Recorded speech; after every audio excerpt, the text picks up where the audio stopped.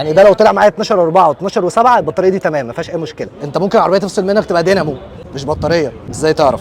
هوريكم كده تيست بسيط نقدر نعمله بالافوميتر والعربيه مش دايره. عايزين نشوف البطاريه دي بتطلع كام فولت اصلا. ده الدينامو يا جماعه. هناخد الاحمر ده كده نحطه هنا وهناخد الاسود هنا. بصوا طلعت كام؟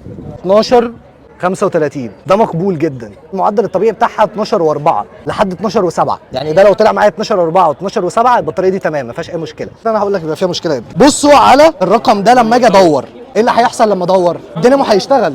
هو هيشتغل ويدي طاقه العربيه بس برضه هيشحن البطاريه. المفروض الرقم ده يطلع ل 13 وشويه او 14. خلينا برضه نشوف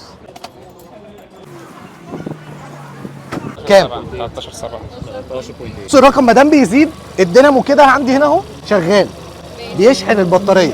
بعد ما شغلت العربيه لقيت ان الرقم ده بينزل، اعرف كده ان الدينامو بتاعك مش شغال.